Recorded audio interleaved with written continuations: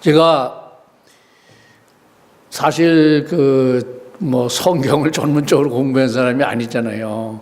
그래서 2주 전에 목사님이 전화가 오셨어요.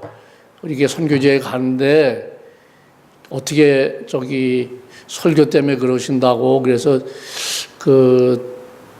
어느 목사님하고 컨택을 해보셔서 하시겠노라고, 그래서 그렇게 하시면 좋을 것 같다고 그랬는데 갑자기 또 일주 후에 섭외가 안 된다고, 장로님이 좀 힘들지만 하십시오 이렇게 지시를 하시길래 순종하는 마음으로 네 하고선에 기도를 했어요. 근데 이 말씀이 제가 갑자기 제 머릿속에 때리는 소리가 있었어요. 그게 뭐냐 하면, 너는 변화되었느냐? 하나님을 믿는다고 이렇게 교회를 열심히 다니는 척을 하는 건지, 아니면 하나님이 보시기에 정말 네가 하나님을 만나기 위해서 교회에 가는 것이냐, 이런 변화라는 말씀을 제 머릿속에 주셨어요. 그래서 이 성경 속에서 이 변화라는 것은 어떤 것인가 라고 생각하던 중에 지금 오늘 임영래 집사님이 봉독하신 누가복음 19장 1절로 10절에 이 삭개오가 하나님을 만나는 이 현상이, 이 속에 변화가 있구나, 이렇게 저는 깨달았어요. 그래서 이것을 우리 형제자매들에게 제가 성경 신학적인 논리로 여러분들하고 대화를 할 것이 아니라 나의 간증도 포함되면서 말씀을 이렇게 쉬어하는 게 좋을 것 같다, 이렇게 해서 오늘 이 자리에 섰습니다. 한번 여러분 옆에 사람을 한번 보세요. 자기 와이프, 자기 남편을 한번 보시고 자기 친구를 한번 보세요. 몇십 년을 같이 살았잖아요, 그죠? 근데 여러분, 자기 남편이 변화된 모습, 자기 아내가 변화된 모습, 이거를 발견한 적이 있어요? 아마 생각들 없이 그냥 사시는 걸로 압니다. 저도 그렇게 살아왔으니까요.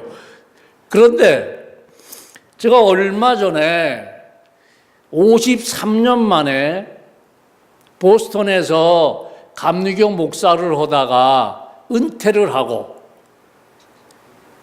여기를 방문한 저의 친구가 있었어요. 그 아버지는 제1감리교회 김은광 목사님이었고, 그 친구는 원주 제1감리교회에서 어린 시절을 보냈어요. 근데 그 친구가 53년 만에 저를 찾아서 여기로 온 거예요. 걔 와서 딱 일성이 뭐냐 하면 저를 만나더니 되게 반갑다, 친구야, 이렇게 해야 되잖아요. 그런데 야, 네가 어떻게 장로가 됐냐? 나보고 그래요. 그래서 나도 몰라. 어떻게 장로가 됐는지 나도 몰라. 왜 이상하냐? 그러니까, 야 임마, 어떻게 네가 장로가 됐어? 53년 전에 나는 그 친구가 볼 때 교회하고 하나님하고 거리가 멀었던 사람이었거든요.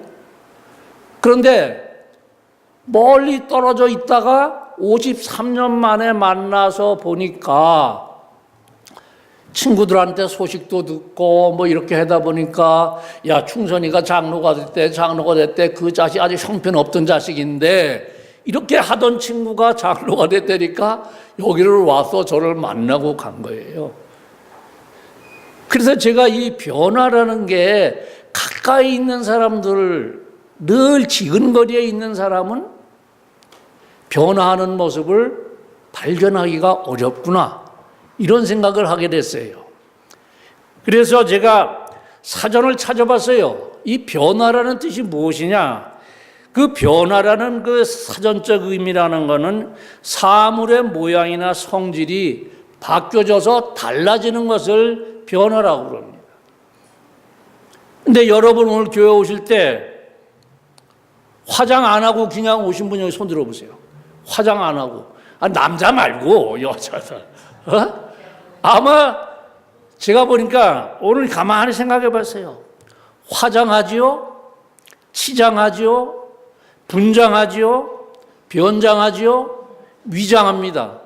이게 뭡니까? 이게 순간순간의 겉모습을 변화시키는 작용을 하는 거예요. 그 대표적인 동물이 카멜레온이에요. 카멜레온은 환경과 햇빛의 조광도와 온도에 따라서 이 아프리카의 밀림 속에 살면서 그 도마뱀처럼 생겼잖아요. 수시로 색깔이 변한단 말이에요. 바뀐단 말이에요. 변화된단 말이에요. 근데 그것이 진정한 변화냐? 아니잖아요.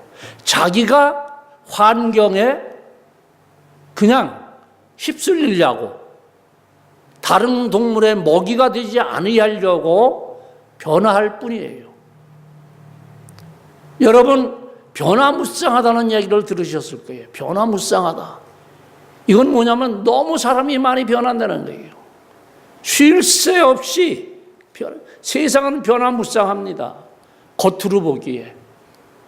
근데 여기 우리는 오늘 이 시간에 여러분하고 저하고 진정한 변화는 어디로부터 오는가? 이거를 깊이 제가 묵상하고 생각을 하면서 이 삭개오를 생각을 하고 이 말씀을 읽은 겁니다. 진정한 내 변화는 어디서 오는가? 여러분 댁에 가보면은 어렸을 적 사진이 있어요, 여러분들. 내가 이렇게 가정을 이렇게 어쩌다 가보면 100일 사진도 있고 학생 시절의 사진도 있어요. 근데 지금 이제 50, 60이 다 이제 이렇게 성장해서 보면 그 사진을 봐요. 근데 사진의 모습은 분명히 변화되어 있어요. 사진의 모습은. 옛 모습이 살아있지만 많이 변화되어 있어요. 그런데 여러분, 이걸 아셔야 돼요, 우리가 종교 의식에서 신앙인으로 바뀌는 변화가 우리한테 있어야 돼요. 그게 무슨 말씀이냐? 교회에 주일 성수 잘하고 헌금 많이 내고 새벽 기도 나가서 열심히 기도하고, 이건 종교 의식 속에서 나타나는 행위예요. 그런데 하나님은 호세아서 6장 6절에서 이렇게 말씀을 하세요. 나는 번제도 필요 없고 제물도 필요 없다. 내가 원하는 것은 너희들이 나를 아는 것이다. 그렇게 변화되어야 된다는 것이, 어떤 종교 의식에서 신앙인으로 변화되는 모습이 어디에 있느냐 하는 겁니다. 이거를 지금 여러분 많이 보세요. 교회는 도처에 수없이 많습니다. 성도들은 수없이 많습니다. 과연 그들 가운데 하나님이 나는 너를 알아보겠노라 라고 점지하시는 영혼이 얼마나 되겠어요?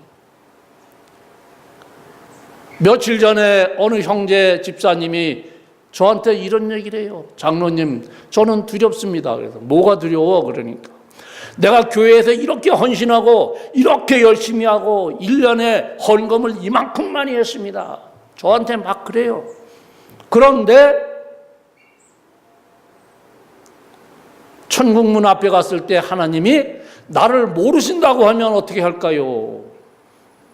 그래요. 그래서 나도 그 생각 많이 했어. 그런데 두려워하지 마라. 그거는 하나님의 주권이야. 네 주권이 아니야. 네가 주일 성수를 잘하고 헌금을 잘하고 뭐 남을 돕는 척을 잘하고 이것이 중요한 것이 아니라, 크리스찬은 참 그리스도 하나님을 만나는 그 순간에 그 사람의 삶이 변화되기 시작하는 거다. 때문에 내가 이렇게 했으니까 나는 천국 가리라. 그거는 영적인 교만이다. 나는 이렇게 그분한테 얘기를 해줬어요. 오로지 천국 문을 열어주는 주권은 하나님에게 있다. 그러니 그대로 그때까지 순종하는 마음으로 살면은 될 것이다. 이렇게 저는 얘기를 했어요. 그런데 여기 보면 여러분, 우리가 한번 생각해 보세요. 내가 가는 길을 알아요. 가는 길은 알아요. 그런데 그 땅을 밟아보질 않았어요. 가보질 않았어요. 엄연한 차이가 있는 겁니다. 우리 마음속에 오늘 구승현 형제가 얘기했다시피 선교의 마인드는 있어요. 오늘 얘기하잖아요. 두려워서 또 간다고 얘기하기가 어렵습니다. 하지만 저는 그랬어요. 두려워 말아라. 하나님은 널 또 보내실 거다. 근데 아는 거하고 가서 걷는 거하고는 다르다는 거예요. 이게 변한 거예요. 그러니까 우리 마음속에 교회는 열심히 주일 성수를 하는데 이 교회가 내 감정을 내 친구로부터 내 지인으로부터 위로받고 서로 친교하고 사귀고 이런 것이 교회가 아니에요. 교회의 목적은 거기에 있는 게 아니에요. 그렇게 되면 교회는 사교 집단이 되어버리는 거예요. 여러분이 오늘 이 자리에서 예배를 드리면 우리가 예배 찬송, 아가페 성가대 찬송을 부르는 그 시간부터 주기도문으로 이 예배가 끝나는 시간까지 여러분이 하나님을 만나려고 하는 심령의 변화가 있어야 되는 거예요. 이것이 참 크리스찬인 거예요. 여러분, 우리 삭개오를 한번 봅시다. 삭개오의 이름의 뜻이 보니까 맑고 깨끗하다는 뜻이었어요. 이름은 맑고 깨끗한 삭개오예요. 그런데 성경에 보니까 요 7절에 무사람이 보고 수군거리며 이르되 저가 죄인의 집에 들어간다고 그랬습니다. 이거 왜 이랬을까요? 세리장이요 부자라고 그랬습니다. 삭개오는. 그 당시에 세리장이면 우리 지금 현대 얘기를 하면 세무서장이에요. 세무서장.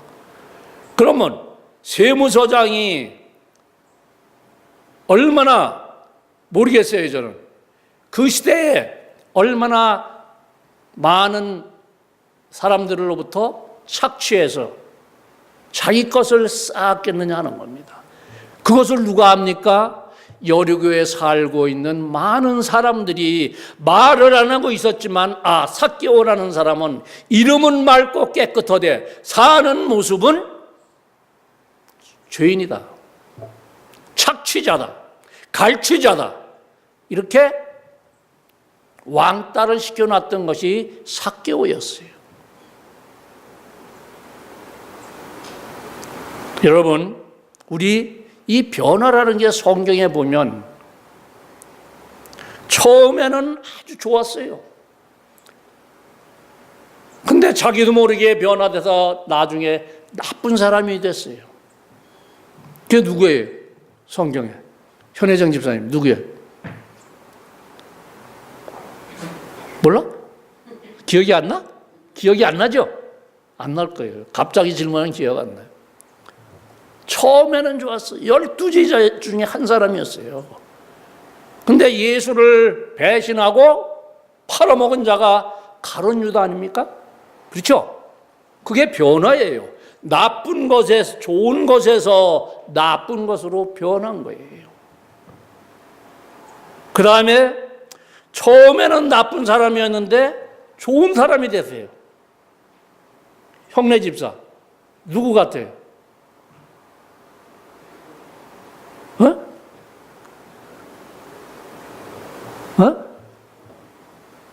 그래, 바울이라고 그랬지?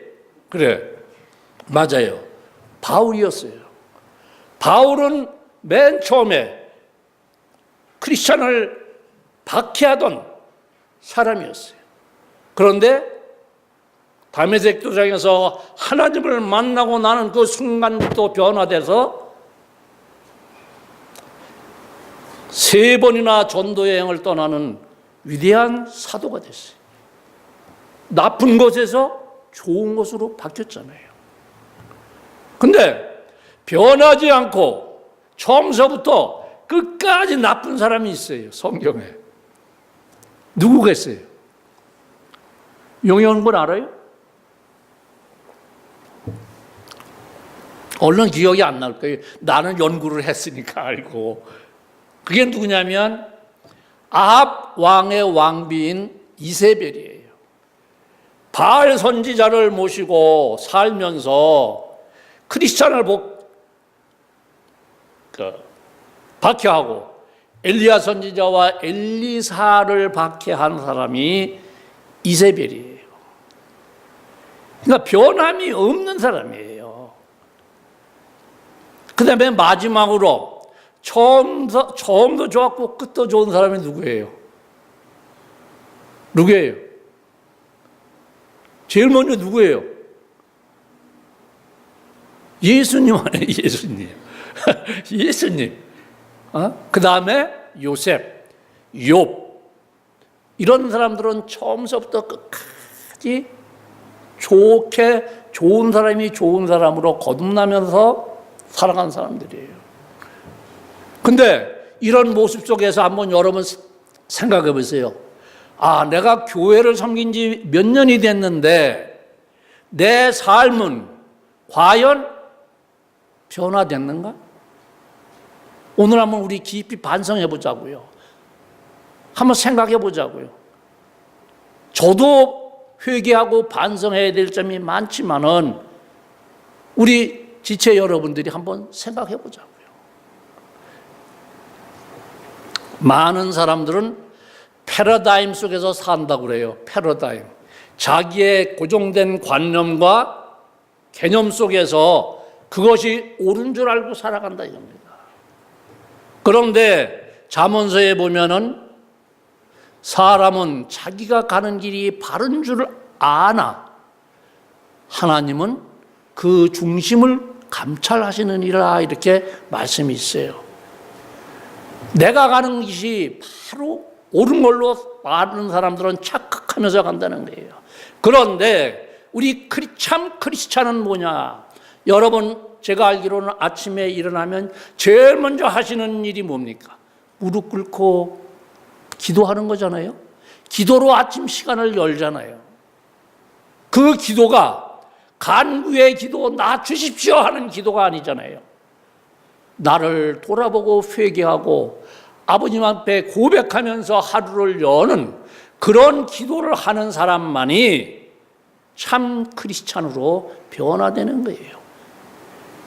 근데 현재 기독교 사회에서는 하나님을 믿으면 내가 복받고 은혜 받는다는 기복 사상 때문에 교회를 다니는 사람이 허다하다는 사실을 우리는 깨닫고 그것을 멀리해야 된다는 거예요. 여기서 오늘 여러분 삭개오가 왜 많은 사람들로부터 왕따를 당했느냐? 우리가 사는 중에 다 보여요, 겉으로.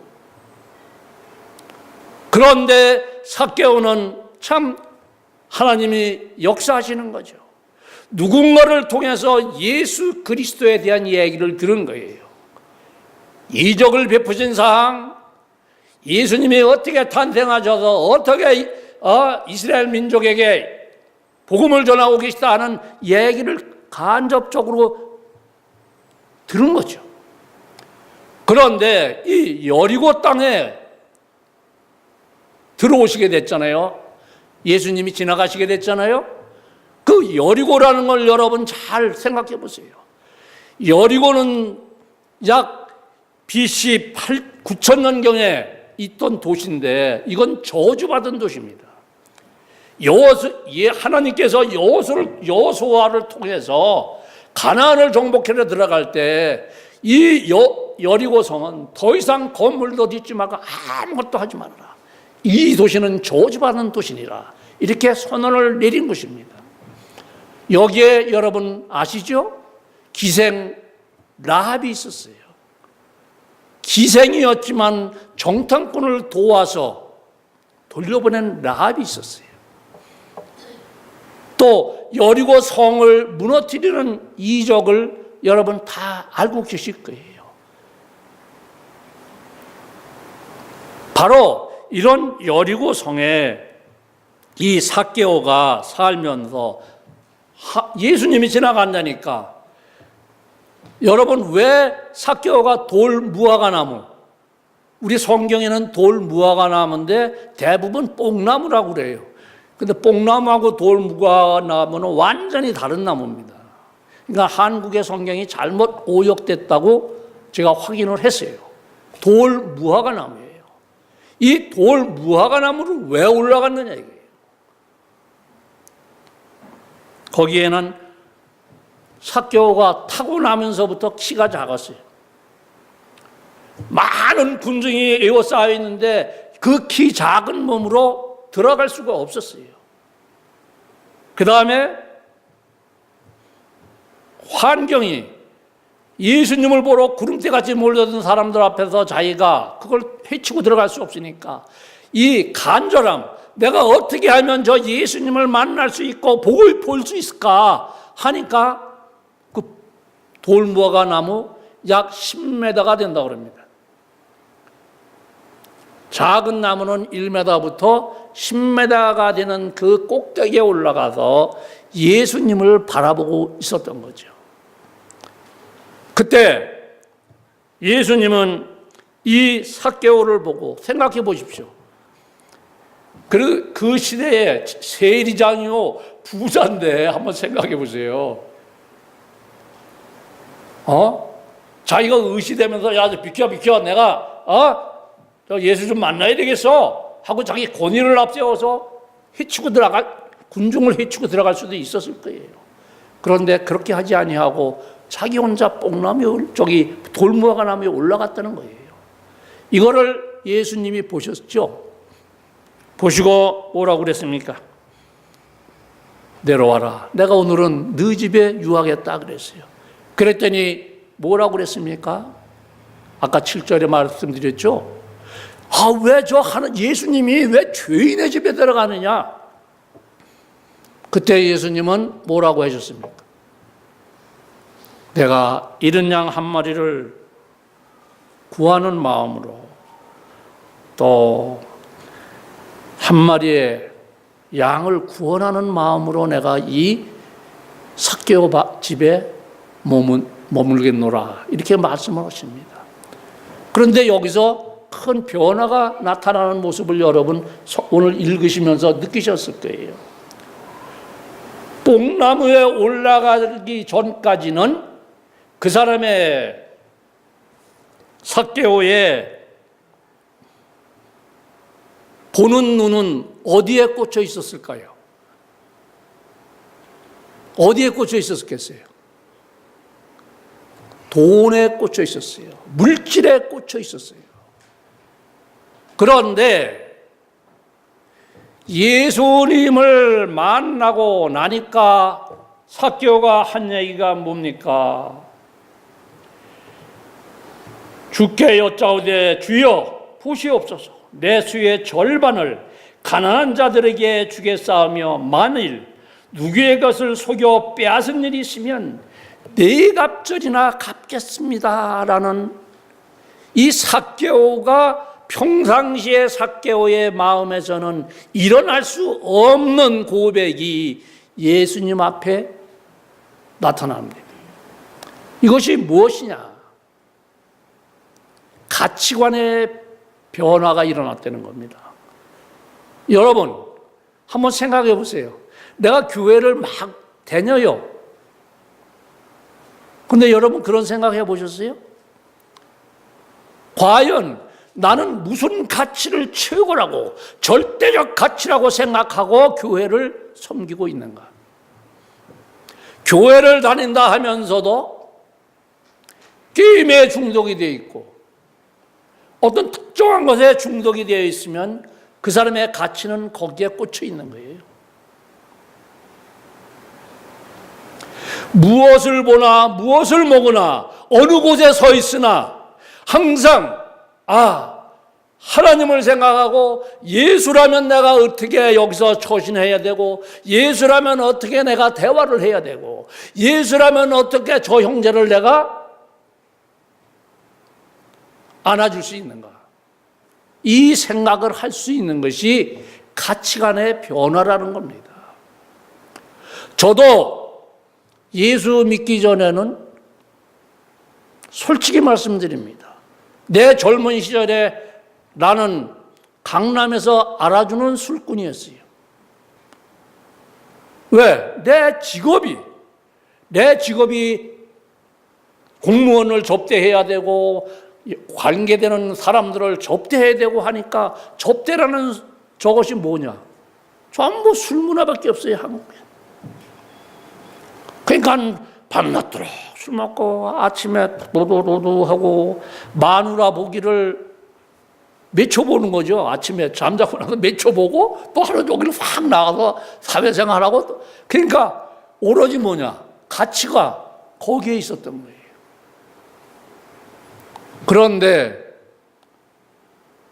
여러분, 이 가치관을 변화시키는 사람은 아내가 할 수 있습니까? 남편이 할 수 있습니까? 자식이 할 수 있습니까?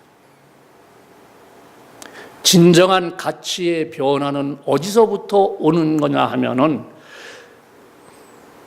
뭐 뻔한 얘기네, 이렇게 여러분 들을지 모르지만, 성령님이 내게 임하시면 내 가치는 바뀝니다. 여러분, 제가 며칠 전에 어느 가정을 신방을 와달래서 갔습니다.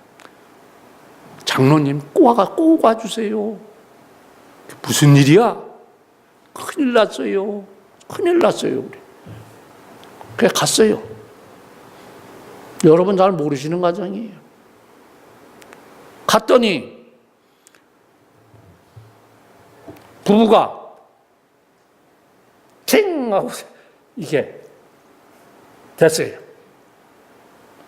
나도 우리 집사람하고 가끔 가다가 의견이 안 맞아가지고 우락부락 하는 때가 있는데 꼭 거길 갔어요.